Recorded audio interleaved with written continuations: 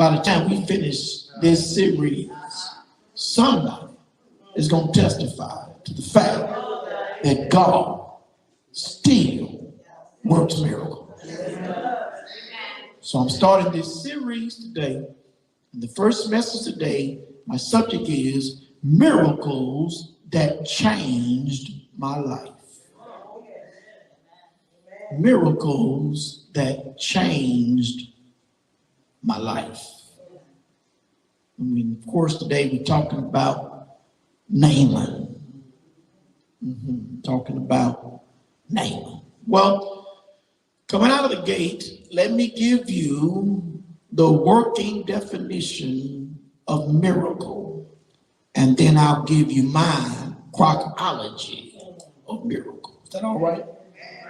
What is a miracle? A miracle is a wonderful happening that is contrary to or independent of the known laws of nature.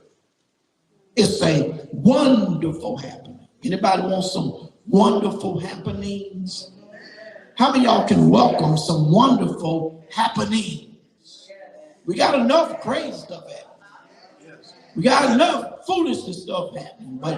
But when you get in position for a miracle, get ready for wonderful happenings. I thought you was going to clap right there. Lord, I'm ready for some wonderful happenings. Watch this now. But it's contrary to or it's independent of the known laws of nature. That's why sometimes you can't explain it. It's just a wonderful happening. So watch this. So let me give you the Crockology definition. What is miracles? Miracles for the believer. Watch this. Miracles for the believer. And I'm talking about miracles that God does for us. Watch this. Miracles that's done for us is a divine intervention of God. It's what? It's a divine intervention of God. But to the devil, it's a divine interruption to what he's doing. Okay. I'm gonna let y'all write, because y'all trying to write it. I'll give it to you. Wait, it's a divine intervention that comes from God. But to the devil, it's a divine interruption. How many of you all can give God praise that God has done a miracle for you way before now?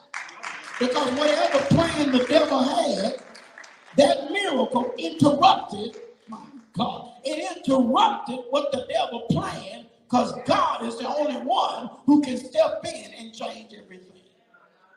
Now watch this. Miracles don't just happen.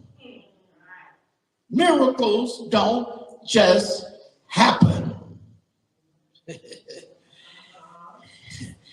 Miracles don't just happen, but it happens to sometimes to the people who trust God like no other.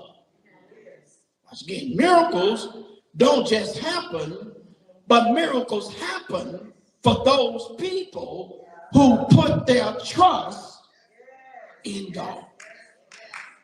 In other words, you don't just wake up and think a miracle gonna show up. You got to show up in faith.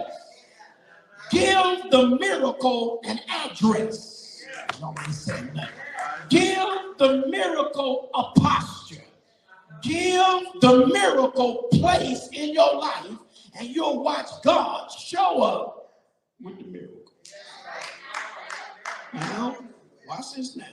Miracles, God perform miracles his way and not your way. Wait a minute.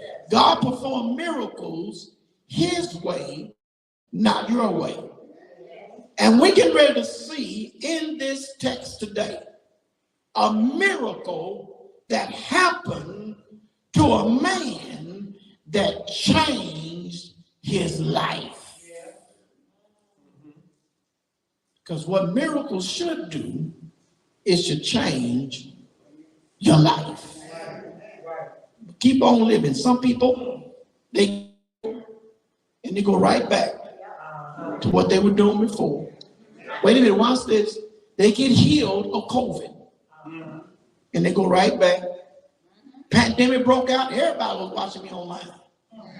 Right now, well, I got numbers on the line. But again, once you get a breakthrough, why do we fall back? My thing, that miracle should have encouraged you to make some changes in your life. Amen. So let's get into the text. Get into the text. Well, media team, let's go back to verse 1. Because there's a person in this text. His name is Naaman. Go back to verse 1. Naaman, verse 1. Because I want to give you, of course, I'm not going to read all of this.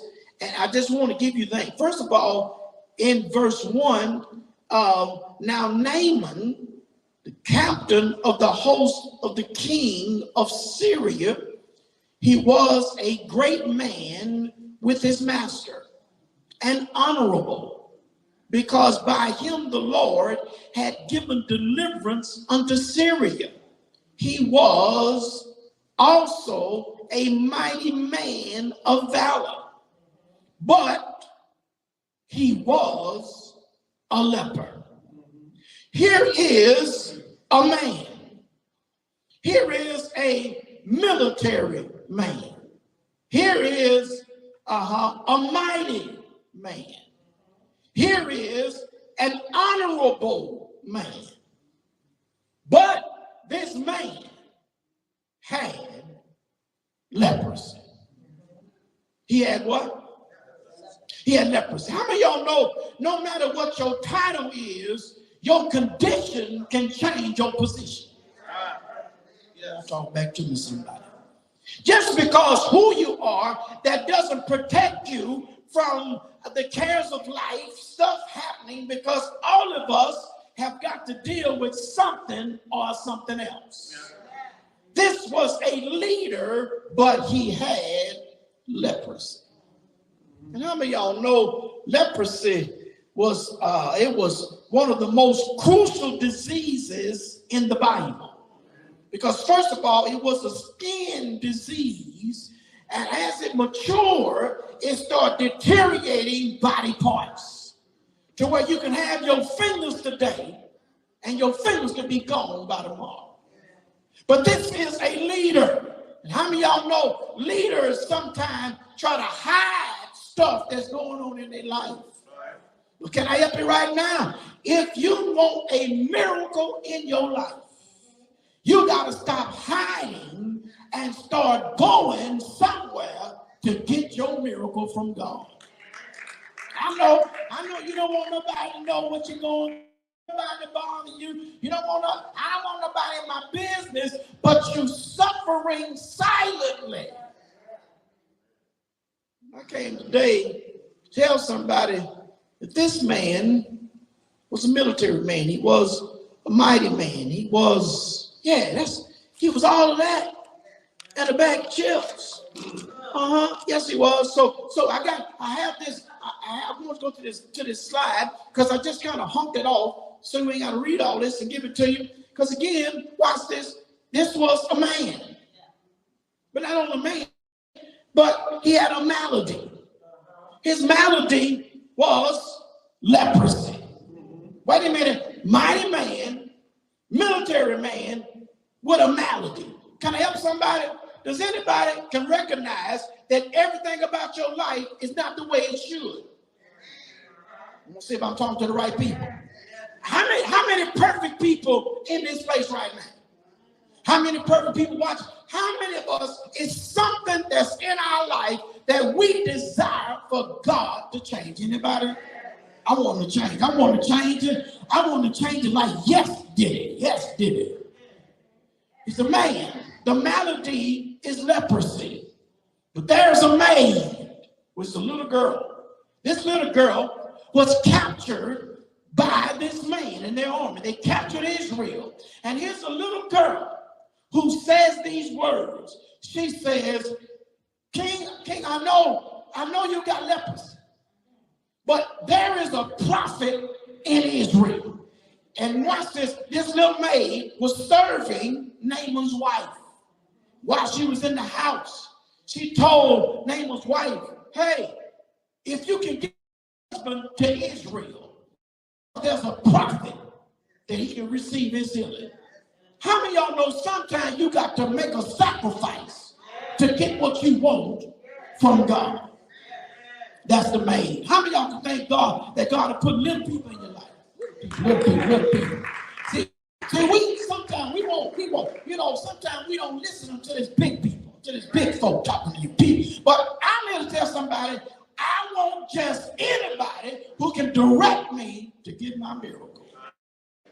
Can I help you? Don't cancel out the little people. Because even being captive, she gave Naaman the answer. You need to leave here and go there. How many folks say, Lord, I want a miracle, but just bring it to me?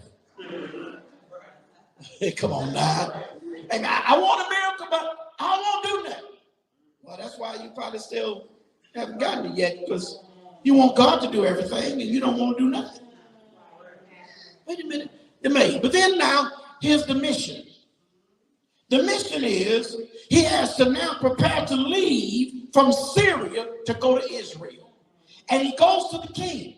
The king finds out. The king gives Naaman a letter. And in that letter, he's telling him to the king that he can receive his healing. And that's why we took it out. We took it right there in verse 7. Because when the king got the letter, wait a minute. When the king got the letter, he read the letter, verse 7. When verse 7, go back to 2 Kings 5, 6, that's where I started. So, and it came to pass when the king of Israel had read the letter, that he rent his clothes and said, am I God to kill and to make alive, that this man doth sin unto me to recover a man from leprosy? Wherefore I pray you, see how he seeketh the court. In other words, he went to the wrong man. Because the little girl didn't say go to the king. The little girl said go to the prophet. How many of y'all know you got to go to the right person? Talk back to me. That's why you ought to thank God for your prophet at this house. Because listen, you can go and try other people, but sometimes you got to go to the right person to get the right promise. That's why you keep coming. That's why you committed to this ministry. Why? Because I'm going to give you a word from God. Now, I know you may not be members on YouTube and you may not be members on Facebook, but I may be the prophet to speak in your life. I decree and declare when you get to the right place, the promise don't show up. And that's why the king said, am I God? And how many times we're going to the wrong place? So this brings me now to verse 8. And it was so when Elisha, the man of God, what he did, he heard that the king of Israel had rent his clothes, that he sent to the king, hey king, I know that man got a problem, but let him come now to me, and he shall know that there is a prophet in Israel. All right, come and give you 4. I got 4 things today. Miracles happen. Number 1, miracles happens with unsolvable problems. Here is a leper, and you couldn't go nowhere to get no medicine to be healed. You couldn't see a doctor and be healed. How many of y'all know miracles happen with unsolvable problems? Let me ask you a question. Do you have an unsolvable problem in your life right now? Come on, I didn't say problem, I say unsolvable. You don't know how it's going to work out. Matter of fact, you don't know when God's going to turn it around for you. As a matter of fact, you're like, Lord, I really can't take too much more now because I don't even see my way out. Does anybody ever get to the point in your life, you know God don't show you everything? Okay, y'all quiet on me. I know you love God, you love the word, but there are times it looks like no hope is nowhere around. Am I talking to anybody? It looks like nothing is changing. Looks like nothing is happening. And can I tell you, that's a divine appointment by God to allow a miracle to show up in your life. Why? Because miracles will happen with unsolvable problems. Can I tell you this? If you got a problem, there is a problem solver. I'm going to say it again. If you have a problem, there is a problem solver. And the problem solver already know you got the problem. But he wants you to bring the problem to him, and he'll do an exchange because you can't solve it by yourself. Can I tell you this? Take your hands off it. Take your hands off it. Take your hands off it. Take your mind off it. Take your mind off it. Take your mouth off it. Worrying about it ain't changing nothing. If it's an unsolved problem, you need to make sure you're going to the right. Watch this. If you have a toothache, you don't go to the podiatrist. You got backache, you don't go to the dentist. Come on, talk back to me. You got arthritis.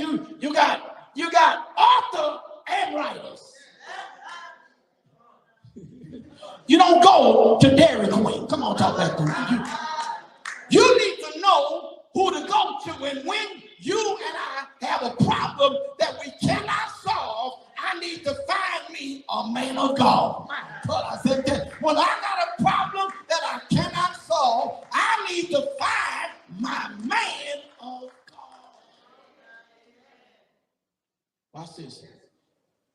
When Elisha heard that there was a man dealing with a disease that he could not cure, and the king don't know what to do and just tore his clothes up, the prophet said, hey, send him to my house.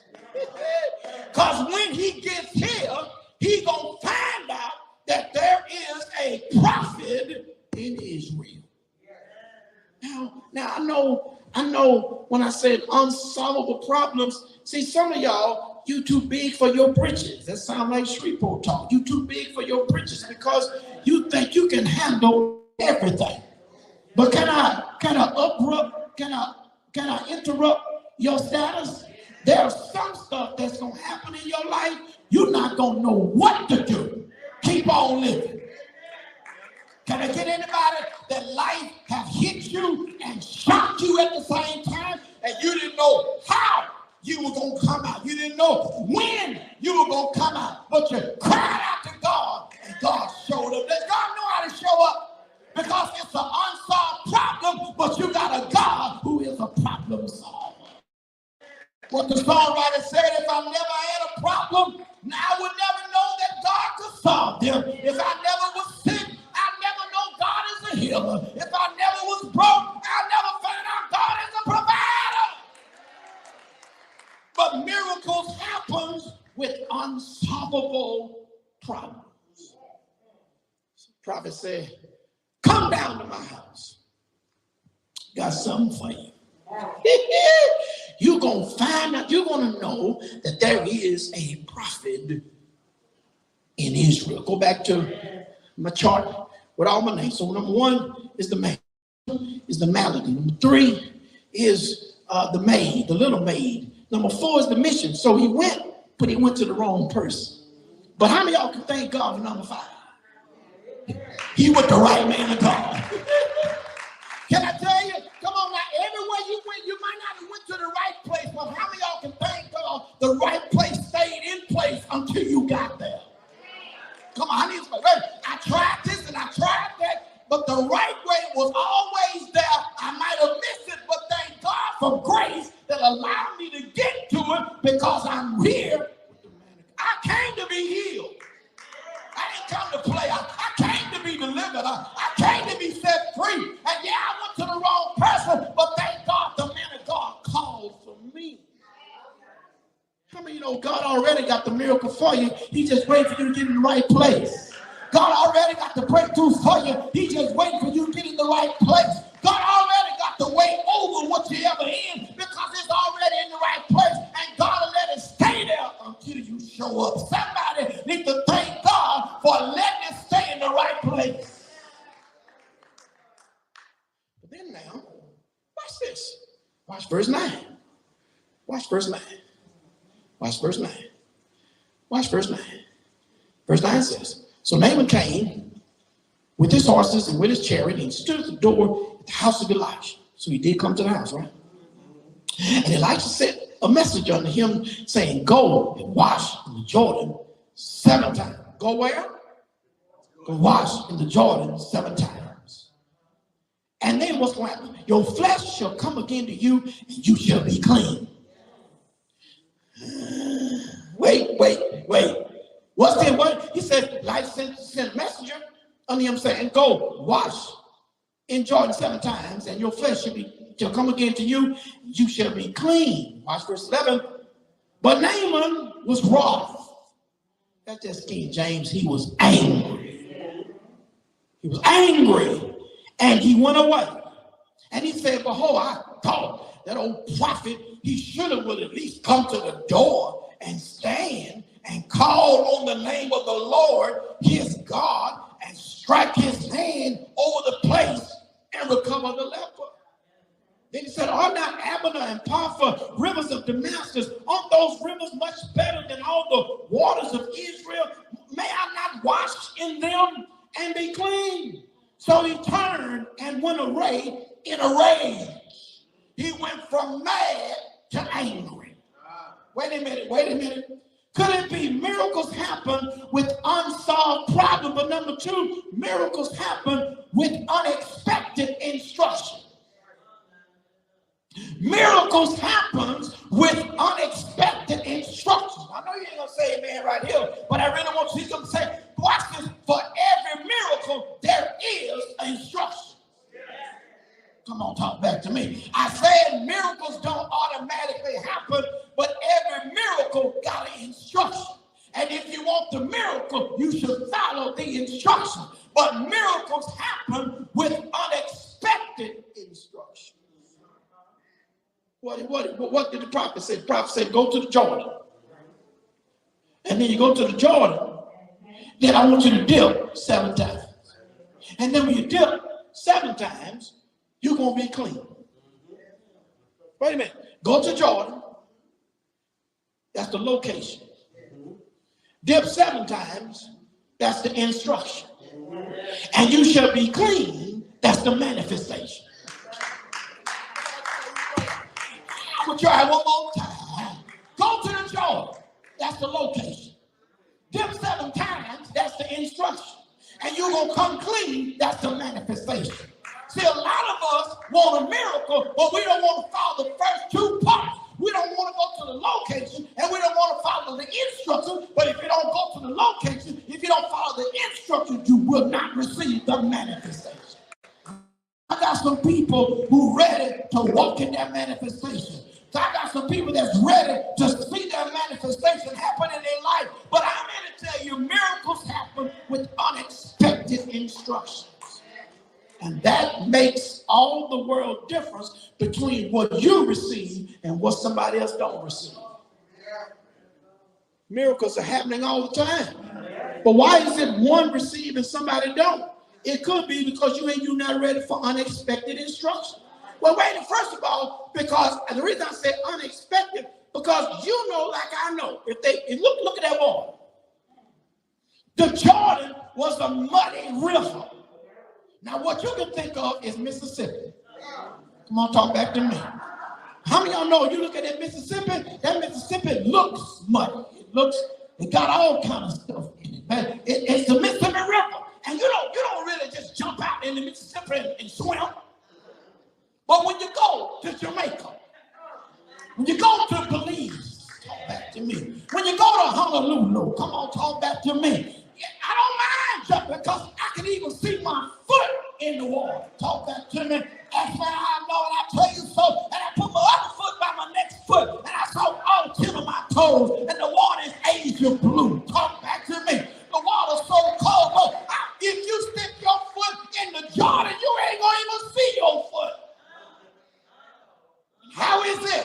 that this man of God is going to tell me to go dip in such a mess. Whoa. Preach Crockett, I think I will. Anybody know sometimes God will test your faith with the instruction he gave? Because what he told you to do don't make no sense. Oh, amen. To step into Jordan and dip 7 times in something that's muddy, in something that's messy, it don't make sense. But like Prophet Blake said, it may not make sense, but it will make a miracle. I want somebody, that's why you can't sit around and ask everybody else, what do you think I should do? Well, he wasn't talking to them, he was talking to you. Because somebody said, girl, I wouldn't be dipping up in no muddy river. Well, she don't have leprosy. She don't need a breakthrough. She's all right, but if the man tells you to do it, so watch this. With unexpected instructions, go back to my chart. After the man of God, now let's watch his mistakes. Let's watch his mistakes. Am I doing pretty good? What is his mistakes? No, I said mistakes with an S. His first mistake, he went to the wrong person. Right?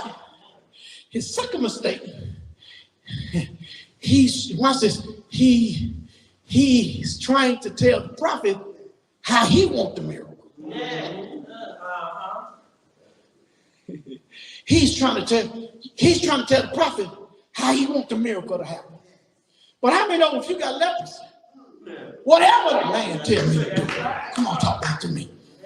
He said, wait a minute, I thought he would at least come outside and greet me, and he would pray to the God of Israel, and then he would strike his hand. See, some of y'all, amen, watch this, some of y'all have to wait for Benny Hinn to come to town.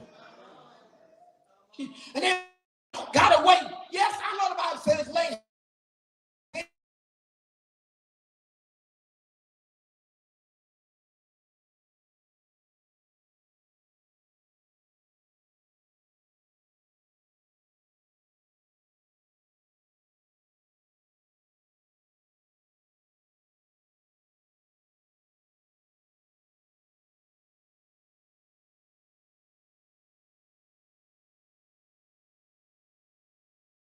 His mistake is he went from mad to angry.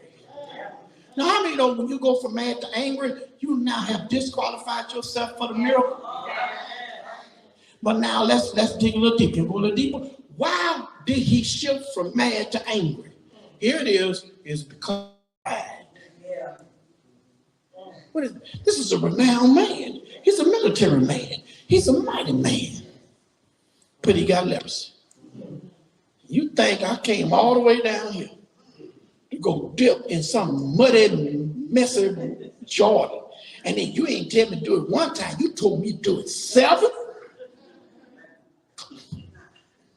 I can't even see me doing it 1. And you done multiplied that and said 7?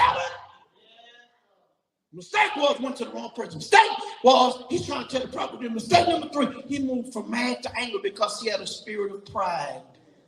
Watch this, I'm about to make a turn. Here is number 3. Miracles happen, number 1, with unsolvable problems. Miracle happens, number 2, with unexpected instruction. Number 3, miracles happen with unrelentless humility. How many of y'all know to get your miracle, you got to come twice? Okay. Yeah, you got to. See, you want the miracle to happen to you physically, but maybe let the miracle happen to you spiritually. Why? Because watch this, the miracle that he wanted, he just wanted to be clean. But could it be God wants something more than just him being clean? And then how can you expect for somebody who has leprosy to go in muddy water and come out clean? That just don't make no sense. Obviously, God is working on his mentality, and he wants them to humble him. Anybody know God resists the proud, but he gives grace to the humble? Watch this. He's trying to get clean, but God's trying to get him cured. He's trying to get clean.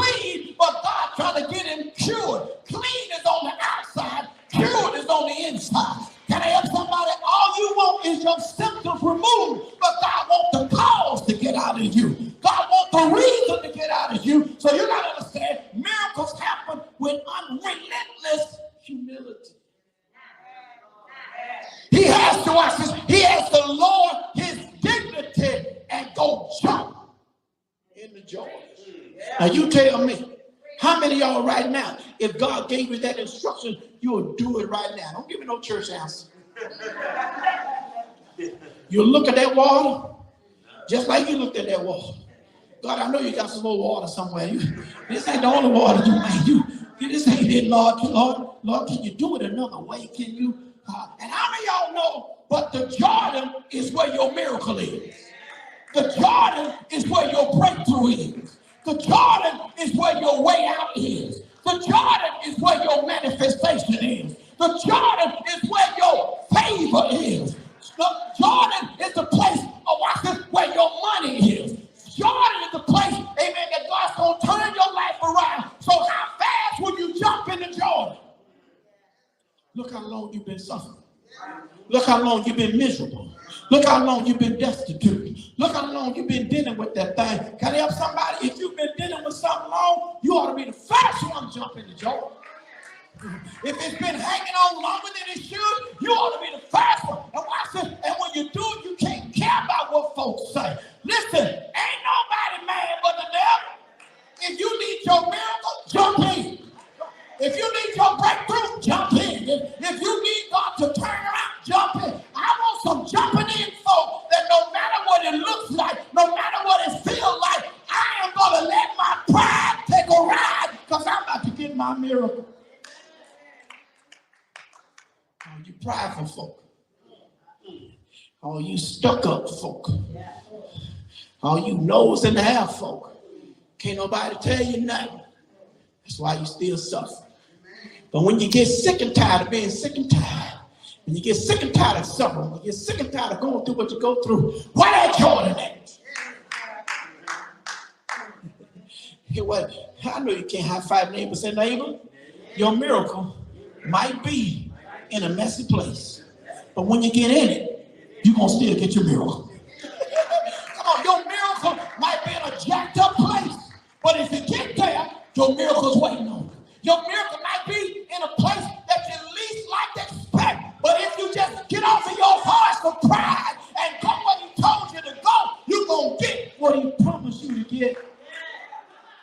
Can I help somebody? I ain't come this far to go home empty. I didn't come this far to go back home empty-handed. I didn't come to this church to walk out here with the same stuff I walked in. I came here to shake it off. I came to get it off me. I came here to change. I came for a reason. I ain't going home the same way I came. But you got to have the miracles will happen with unrelentless humility. Sad to say, could it be your pride is blocking your miracle? Could it be your pride is messing with your miracle? Could it be your pride is disturbing your miracle? Your pride. Because God resists the proud, but he gives grace to the humble. Can I just stay right there for a minute? In other words, grace is favor. And how many know God will give you favor in messy situations? Because it look a mess to everybody else. But God, the only one can do a miracle in your mess. I came to prophesy to somebody. You may be in a now, but only God can into a miracle. Lord, I give you praise right now. I got a man of God who just told me it may look a mess, but when God gets through with the mess, he's going to make it a miracle. So number one, miracles happen with unsolvable problems. The miracles happen with unexpected instruction. Number three, miracles happen with unrelentless humility. Watch verse 14. Verse 14. Verse 14. Then, when he died.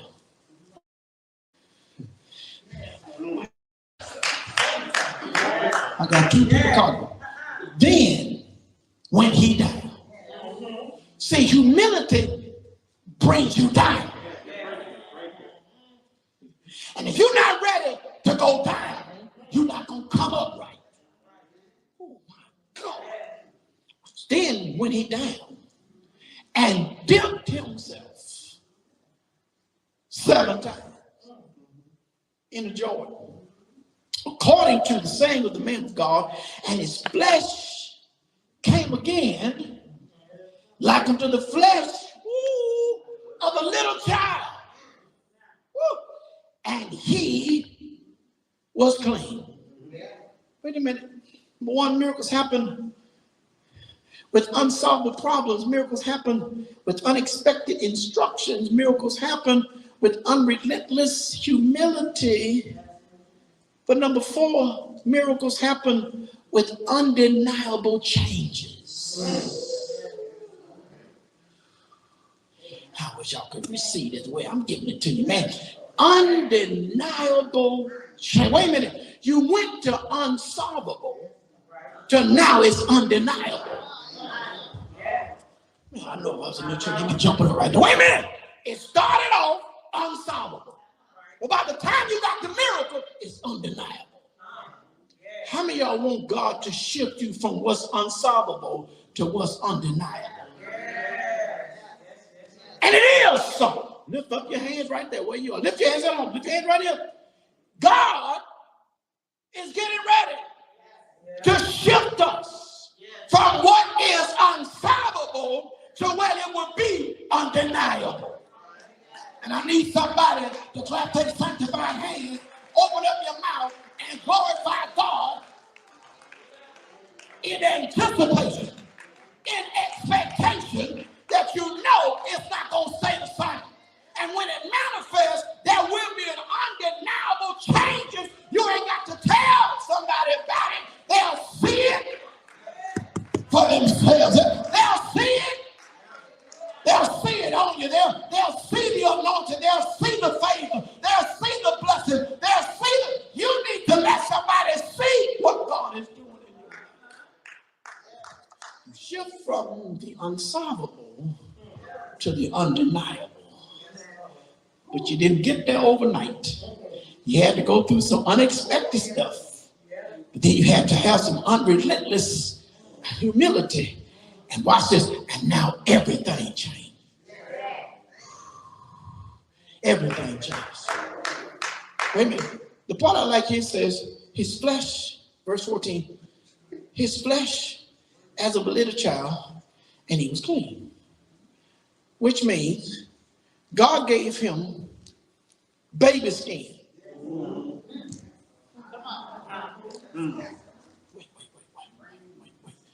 Wait. Now, what he asked for was to be clean. But because he went down and dipped 7 times, he got more than what he asked for. What he asked for was to be clean. But what God gave him, watch this, God did clean him, but before he cleaned him, he gave him new skin. And it was like baby skin, like skin to start over. Can I help somebody? When you get this breakthrough, get ready to start over again. Oh my God, get ready to start. I don't care what it was like before right now. I'm telling you, get ready to start over. God told me to tell you, get ready to start over again. I don't care what it was like. I don't care about I don't care about no COVID-19. I don't care about no war in UK. I trust God that I'm getting ready to start over again. A second chance, another chance, because that's what faith will do for me.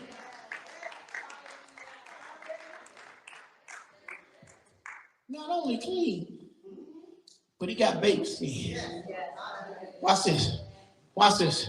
Now, you know if you're a man of war, you got some bodily war marks on your back. Not only was he clean, military man, but whatever scar has been removed. My God. How many of y'all know God can remove scars out your life? Watch this, because the scar is a reminder that it was a wound. But because of the scar, which means you heal. And I thank God for healing my wounds that I got a scar. But whatever scar was on this man, God moved the scars out the way and gave him brand new skin.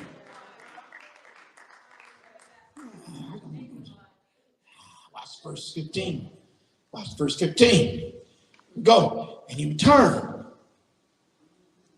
Thank God he returned. Okay, y'all missed it. There's so many people get their miracle, but they don't come back to the man of God who God used at that time to minister to you.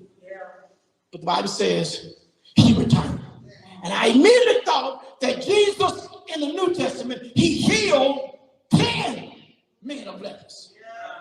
But only one came back. And when he came back, he started worshiping Jesus. He said, wait a minute.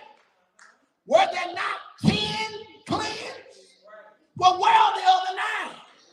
Because at least since he's the miracle worker, you ought to return back with some gratitude. Come on, talk back to me. Not attitude, but gratitude. And how many of y'all can thank God when God works a miracle in your life, you ought to return to give God some glory. You ought to return to give God praise. You suffered long enough, and watch it, all you had to do was jump and dip and come out. You clean. He says he returned to the man of God, he and all his company, and he came. And he stood before Elisha, and he said, behold, now I know that there is no God in all the earth but right here. Okay. This man is not an Israelite. This man is a Syrian. He's an outsider. He is a foreigner. He is an alien to the promises of Israel. Wait a minute, Pastor, set it up. He is a Syrian. He's not an Israelite. He is a stranger. He is a foreigner. He is an alien to the promises of Israel. I'm going to say it again. He's a stranger. He's a foreigner. He's an outsider. He is an alien to the promises of Israel, but he done walked himself right into a miracle right in Israel and received something that he did not deserve. And I'm going to tell somebody, if anybody going to get that miracle this month, it's going to be me. If anybody going to get that breakthrough, it's going to be me. If anybody going to get a way out of this situation, it's going to be me. I'm not worried about anybody saying, don't go. You can't tell me what to do. I'm going to get what I came for. If don't nobody get their miracle, amen, I'm not worried about what you're doing. I'm concerned about what I'm getting ready to do. And this is my day for my miracle. So this miracle will be undeniable. You're going to see some undeniable changes. He came in a stranger. He came as a foreigner. He came as an alien to the promises of Israel. He wasn't even supposed to get this. But how do y'all know you really don't qualify for no miracle anyway? You just trust God and let God work it out for you. Can I tell somebody, my wife preached a message and I'm about to throw it up in here. While you're waiting, you need to know that God is working. While you're waiting on it, you need to know that God is working. I want somebody to look at your neighbor and say, neighbor, while you're waiting on the miracle, God already working on the miracle. You just stay right there. You just stay right there. Don't move. Don't go back. Don't renege. Don't go in reverse. Just stay right there because your breakthrough got your name on it. Your breakthrough got your address on it. Your breakthrough got your family in it. Your breakthrough got you in it. And what you gonna do when you get it? What you gonna do when you get it? What you gonna do when you see it? What you gonna do when it happens? What you gonna do when you can go back home? I'm gonna give God glory. Because if it had not been for the Lord who was on my side, I say undeniable changes. Watch this. Watch this. Watch this. The greatest miracle is the changed life. Yes.